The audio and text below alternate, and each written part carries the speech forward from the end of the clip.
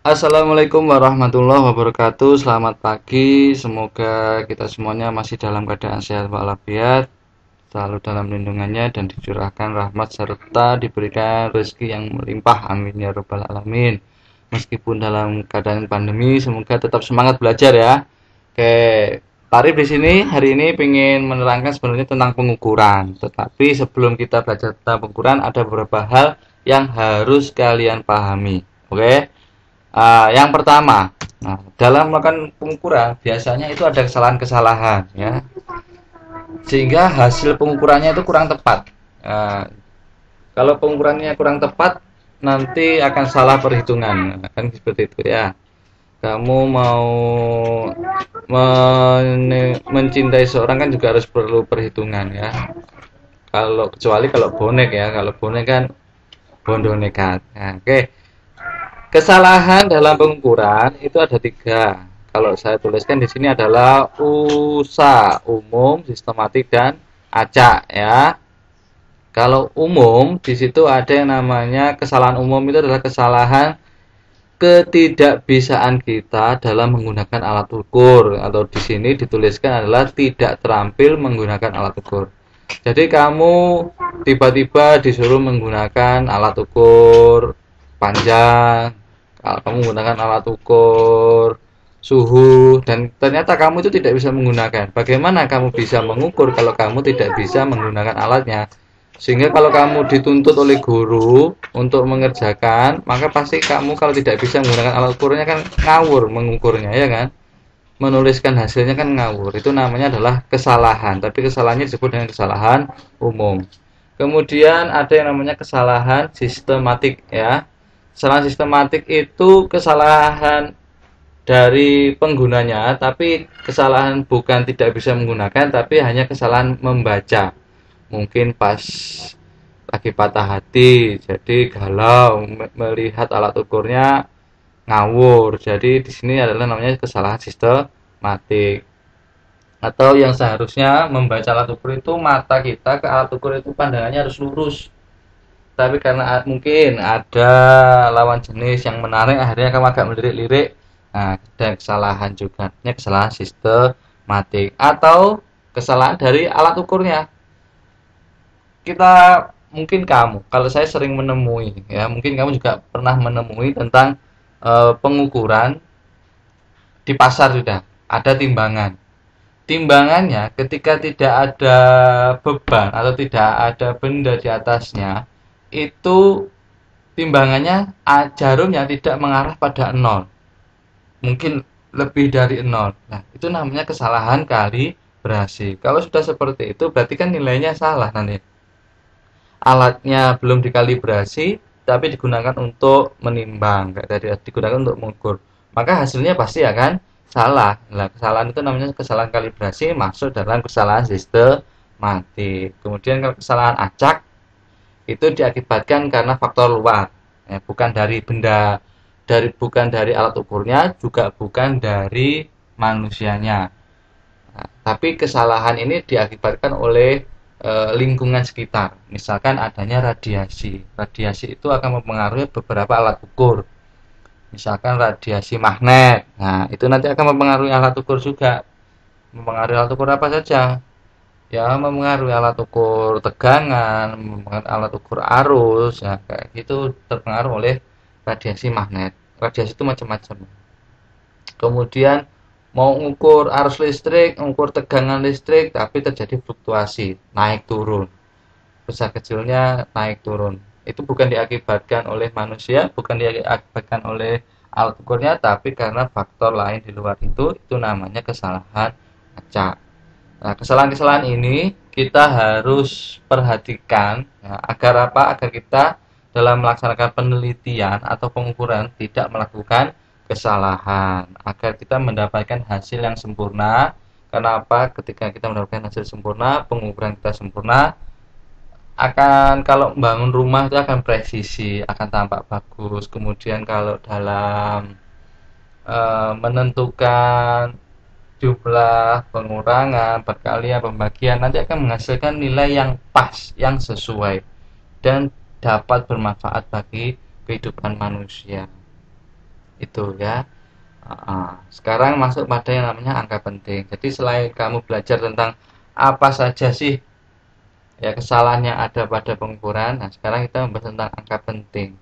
Angka penting itu, ya, angka penting itu adalah angka hasil pengukuran. Jadi kalau kita nimbang, kita ngukur suhu, kita ngukur kuat arus, kita ngukur panjang, hasil pengukuran itu yang disebut dengan angka penting. Angka penting itu harus ditulis. Jadi misalkan kamu ukur panjang, hasilnya berapa? 5,6. Ya 5,6 itu harus ditulis. Tidak boleh, tidak harus ditulis karena itu termasuk penting. Nah, angka penting itu terdiri dari dua jenis angka ya. Ada dua jenis angka di sini. Ada angka yang namanya angka pasti dan angka taksiran. Kalau angka taksiran itu adalah angka yang paling belakang, yang paling terakhir itu namanya angka taksiran. Kalau depannya angka taksiran itu namanya angka pasti. Angka pasti itu nilainya sudah pasti. Kalau angka taksiran itu ada yang menuliskan plus minus nanti. Jadi biasanya kalau habis pengukuran itu 5,67. Nanti ada plus minus, nah, ada kurang lebihnya, nah, gitu. Angka taksiran ya ditaksir. Jadi angka penting itu penulisannya juga harus mengikuti kaidah-kaidah. Bukan 5,67 langsung ditulis seperti itu, hasilnya ditulis semuanya, tapi kita bisa menggunakan kaidah-kaidah yang berlaku. Misalkan ini, semua angka bukan 0 adalah angka penting. Jadi kalau hasil pengukurannya itu 5,67, nah berarti semuanya kan bukan 0, itu berarti terdapat 3 angka penting, berarti harus ditulis semua. Terus kalau menghasilkan angka 21,57, nah, semuanya bukan 0, berarti harus ditulis juga. Berarti semua angka yang bukan 0 itu termasuk angka penting, mulai angka 1 sampai 9. Pak, berarti angka 0 itu penting apa enggak? Angka 0 itu bisa penting, bisa tidak. Bagaikan pacar kamu, ya kan? Kalau kita butuh, ya berarti pacarnya penting. Kalau kita tidak butuh, berarti tidak penting. Butuh untuk apa? Ya, untuk nganter, jalan-jalan, menemani makan, kan butuh berarti kan ya. Kalau pas jutek, pas males, bad mood, tidak butuh kayak gitu ya. Nah, sama kayak ini. Angka bukan 0 adalah angka penting. Kalau saya ibaratkan angka-angka ini, angka bukan 0 itu adalah keluarga. Di sini ada keluarga. Jadi kalau keluarga itu namanya penting semuanya. Tidak ada yang nggak penting. Yang namanya keluarga semuanya penting. 0 itu diibaratkan pacar. Kadang penting, kadang nggak penting. Nah, kapan sih 0 itu penting? Nah, kalau di sini angka 0 terletak di antara bukan 0 termasuk angka penting. Nah, jadi kalau pacar kamu nanti sudah diapit oleh kedua orang tuamu atau diapit oleh keluargamu, maka dia menjadi penting karena dia sudah menjadi pasangan kamu. Nah, di sini nolnya jadi penting. Jadi kalau sudah diapit orang yang berharga bagi kita, nah, meskipun dia 0 yang awalnya bukan apa-apa, dia jadi penting. 105 ada berapa angka penting? 3 angka penting. 2009 2 penting, 9 penting karena nolnya di sini diapit oleh angka yang 2 dan 9 sehingga nolnya ini juga dianggap penting. Nah, sehingga di sini ada 4 angka penting dan begitu pula di sini terdapat 6 angka penting. Berarti kalau hasilnya seperti ini, misalnya 21,0025 cm, ya, berarti semuanya ini juga harus ditulis. Jadi angka penting itu adalah angka yang harus ditulis atau dicatat saat kita melakukan penelitian ya, saat kita melakukan pengukuran itu harus ditulis, angka pentingnya harus ditulis. Nah, angka 0 yang terletak di belakang angka bukan 0 termasuk angka penting. Jadi misalkan itu contoh 12,00, terdapat 4 angka penting. 2000 berarti di sini ada 4 angka penting ya. Kemudian 210 terdapat 6 angka penting. Oke, lanjut ya. Nah, angka 0 ya, angka 0 ini bisa juga tidak penting ini ya. Angka 0 yang terletak di sebelah kiri angka bukan 0. Kalau tadi kan sebelah kanan, kalau sebelah kanan tadi penting, ini kan. Ya, di belakang ini sebelah kanannya itu penting. Tapi kalau sebelah kirinya dia menjadi tidak penting. Ini 0,0021 berarti sebelah kirinya kan. Di sebelah kirinya ini tidak penting. Tapi kalau sebelah kanannya penting. Ini sebelah kirinya nggak penting tapi sebelah kanannya penting. Maka di sini ada 4 angka penting, 2 penting, 0 di sini, 3-nya juga penting. 0,00105 di sini ada 3 angka penting. Ya, paham ya? Nanti kalau kurang paham boleh chat pribadi ke Pak Arif atau nanti kalian komen ya. Nah, lanjut. Sekarang kita belajar tentang penjumlahan. Jadi kamu sudah mengukur panjang buku misalkan. Panjang dan lebar buku. Nah, kalau operasi penjumlahan itu dibedakan jadi 2. Ada yang namanya penjumlahan pengurangan, kemudian ada operasi nanti perkalian dan pembagian. Nah, untuk penjumlahan dan pengurangan caranya sama ya, penjumlahan dan pengurangan caranya sama, tapi kalau perkalian itu sama dengan pembagian cara kerjanya ya. Oke, saya terangkan dulu tentang penjumlahan dan pengurangan berdasarkan aturan angka penting. Jadi nggak asal jumlah gitu, karena kalau dalam aturan angka penting ada tata caranya dalam menjumlahkan, mengurangkan atau mengalihkan dan membagi. Oke, kita awali dari penjumlahan dan pengurangan. Di sini ada 597,567. Ada berapa angka penting di sini? Ada 6. Betul. Kemudian kalau 23,5 di sini ada berapa angka penting? Ada 3. Betul. Nah, kita ingat tadi ya, angka yang paling belakang itu merupakan angka taksiran. Di sini angka taksirannya adalah angka 7 dan di sini adalah angka 5. Kalau penjumlahan dan pengurangan itu harus menggunakan satu angka taksiran. Hanya ada satu angka taksiran ya. Hanya ada satu angka taksiran dan itu angka taksirannya harus angka taksiran yang paling depan. Nah, di sini ada 7 dan 5. Yang paling depan siapa? Kan 5.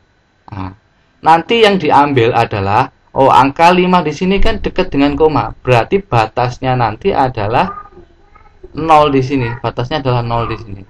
Nah, yang dekat dengan koma. Paham apa enggak ya? Semoga paham ya. Nah, 597,587. Angka taksirannya 7. Kalau di sini angka taksirannya 5.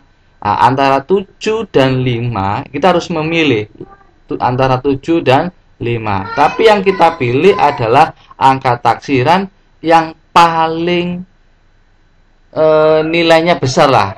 Kan kalau di sini kalau mendekati koma kan nilainya besar. Atau yang paling terdepan. Nilai angka taksirannya yang paling terdepan. Di sini kan paling belakang, buntut. Ini yang agak depan, dekatnya koma. Nah, nanti yang diambil adalah garis lurus. Nah, berarti nanti di sini hasilnya kita jumlahkan biasa dulu. 621,087 kita jumlahkan biasa. Tetapi dalam penulisan angka pentingnya berdasarkan aturan angka penting dituliskan 621,1. Kenapa? Karena yang kita ambil adalah satu angka taksiran yang dekat dengan koma.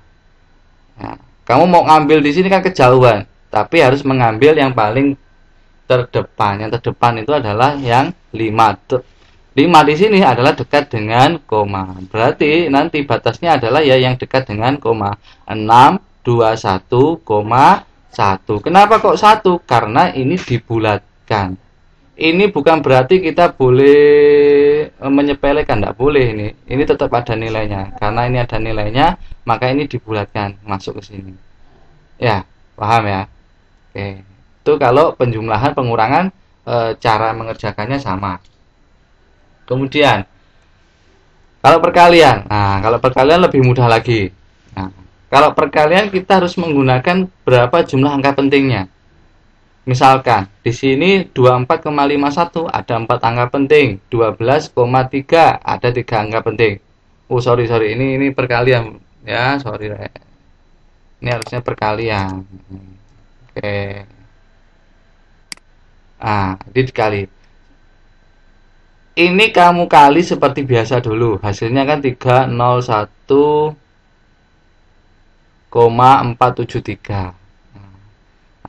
Kalau berdasarkan perkalian dan pembagian menggunakan aturan angka penting, ini adalah menggunakan jumlah angka penting yang paling sedikit.